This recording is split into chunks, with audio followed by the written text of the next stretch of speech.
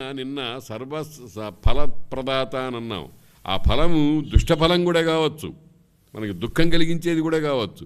దాన్ని కూడా ప్రసాద బుద్ధితో స్వీకరించగలిగితే అప్పుడు మన మనస్సులో శౌచము, ఆభ్యంతర శౌచము ఉన్నట్టుగా అవుతుంది. చాలామంది ఆ స్థాయికి రాలేరు. ఎప్పటికప్పుడు నేను స్వామి నీకు 100 కొబ్బరికాయలు కొడతానంటాడు. ఎంత అవివేకమైన స్థితితో చూడండి. మరి వెంకటేశ్వర స్వామి గారి హుండీలో చాలా కానుకలు వేస్తూ ఉంటారు. వేనివ్వండి, వాళ్ళ భక్తి, వాళ్ళ శక్తి మొదలైన దాన్ని బట్టి వేస్తూ ఉంటారు. కానీ దాని వెనకాల నిర్వ్యాజము అనేటువంటి లక్షణం ఉందా, భయం ఉందా, ఇంత వెయ్యకపోతే చంపేస్తాడు ఈయన అనేటువంటిది ఉందా అనేది చూడాలి. సత్యనారాయణ వ్రతంలో మనకి ఇట్లాగే అనేకమైనటువంటి ఇబ్బందులు పెట్టినట్టుగా స్వామివారు రాస్తారు. అదంతా అర్థవాదం అంటారు. అర్థవాదం అంటే ఏమిటంటే దాంట్లో రహస్యం తెలుసుకుని ఏ విధమైనటువంటి జంకు గొంకు లేకుండా భగవంతుణ్ణి పూజ చేయాలి. ఆ పూజ కూడా శాస్త్ర విధానోక్తంగా చేయాలి. జ్ఞాత్వా శాస్త్ర విధానోక్తం కర్మ కర్తుమిహార్హసి అంటోంది భగవద్గీత. ప్రొసీజర్, శాస్త్ర విధానం అంటే ప్రొసీజర్ అన్నమాట. దాన్నే కల్పం అంటారు.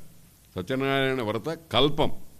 కల్పం అంటే ఎక్కడ స్టార్ట్ చేయాలి, మధ్యలో ఏం చేయాలి, ఏ ఉపచారాలు చేయాలి, ఆ ఉపచారాలు దేని తరువాత ఏది చెయ్యాలి మొదలైందంతా కల్పం ఉంటుంది. ఆ కల్పం ప్రకారమే చేయాలి. ఆ కల్పము నాకు తెలియదు అని అంటే తెలుసుకోవాలి. తెలుసుకునే వరకు ఏం చేయాలి అని అంటే కేవలం భక్తితో చేస్తే పర్వాలేదు. కాబట్టి ఈ విధానం అంతా కూడా తెలుసుకుని చేయాలి. కానీ చాలామంది మనందరికీ, మనలో కూడా చాలామందికి తెలుసును, ఎవరికి వాళ్ళకి పరీక్షకు తెలుసును. ఎందుకు వెంకటేశ్వర స్వామి వారిని చూసొస్తాము, నాకేదో ప్రమాదం వచ్చింది, ఆయనకి పేరే పెట్టాం కదా, అద్భుతమైన పేరు పెట్టాం, చాలా ఆశ్చర్యకరమైన పేరు, ఆపద మొక్కులవాడు అని. మనకి ఆపద వస్తే అప్పుడు మొక్కుకొని ఆ మొక్కు తీరుస్తామన్నమాట. అంటే ఆయనకి పని ఏమిటంటే ముందర మనకు ఆపదలు తయారు చేసి పెట్టడం, ఆ తర్వాత అవి తొలగించుకోవడానికి వెళుతూ ఉండడం. ఇదంతా మనకు వెంకటేశ్వర స్వామి వారి మీద అచంచలమైనటువంటి నిర్వ్యాజమైనటువంటి భక్తి కలగటానికి మార్గాలే. కానీ అందులో కీలకమైనటువంటి అంశాలు ఏమిటి అనేటువంటిది మనం జాగ్రత్తగా గమనించాలి. కాబట్టి కృష్ణుండు విశ్రమించి సలిలగతంబైన కలుషంబును శరత్కాలంబు నివారించు చందంబున. వర్షకాలంలో బురద అంతా వస్తుంది నీళ్లల్లోకి. అనేకమైనటువంటి ప్రదేశాల్లో ఉండేటువంటి వాటిని అన్నింటినీ ఉరవళ్ళు పరవళ్ళు దొక్కుకుంటూ నదులు ప్రవహిస్తూ ఉంటాయి. అక్కడ బురద ఉంటుంది. ఆ నీరు స్వచ్ఛమైనది నీరు కాదు. ఆ అడవులలో ఆయా ప్రదేశాల్లో ఉండేటువంటి కట్టెలు, కంపలు మొదలైనవన్నీ వస్తూ ఉంటాయి.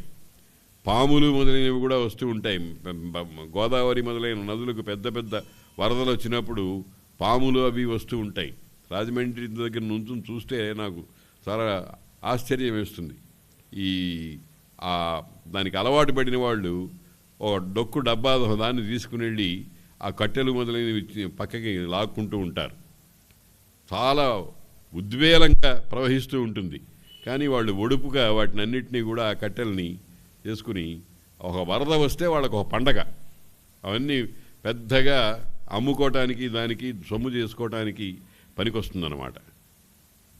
కాబట్టి అటువంటి నీరు వర్షకాలంలో ఆ కల్మషమైనటువంటి నీరు, ఆ నీరంతా కూడా శరత్కాలం వచ్చేటప్పటికీ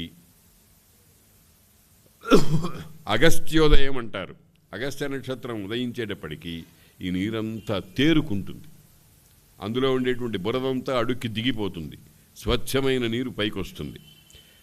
సలిలగతంబైన కలుషంబును శరత్కాలంబు నివారించు చందంబున ఆత్మగతంబైన మాలిన్యంబునపకర్షించు. భగవంతుడు అక్కడ కూర్చున్నాడంటే ఇంకా మాలిన్యం అనేది ఎక్కడుంటుంది? సూర్యుడు ఎక్కడుంటే అక్కడ చీకటి ఉండడానికి అవకాశం లేదు. చీకటి ఉంది అంటే సూర్యుడు ఉండడు, సూర్యుడు ఉన్నాడంటే చీకటి ఉండదు.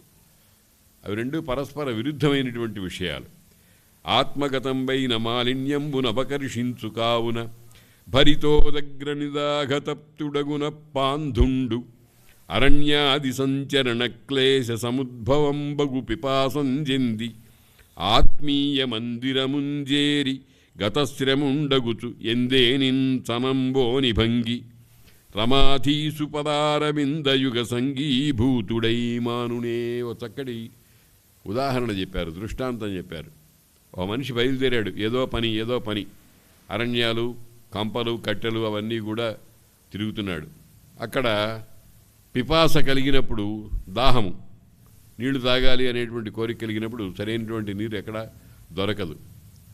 చాలా చాలా కష్టపడి తూలుచు, అయ్యో దాహము, నాలుక పిడతగట్టుకుపోతోంది అని ఉద్వేగంతో వచ్చి ఇంట్లో పడి చాలా చక్కగా శ్రేష్టమైనటువంటి నిర్మలమైనటువంటి నీళ్లు తాగిన తర్వాత ఇది బాగలేదు, అక్కడికి వెడదామని మళ్ళీ అనిపిస్తుందా? ఆ అడవికి పోవాలి అనేటువంటి భావన కలుగుతుందా? అలాగా ఇంకో చోటికి పోవటానికి ఇష్టపడకుండా హాయిగా సుఖంగా వీడుంటాడు. ఇక్కడ భగవంతుడు తన హృదయంలో విశ్రాంతి తీసుకుంటున్నటువంటి విధంగా చేసుకున్నటువంటి వాని స్థితి ఆ రకంగా ఉంటుంది. అక్కడి నుంచి వాడు భ్రష్టుడు గాడు, జారిపోయే ప్రమాదం ఉండదు.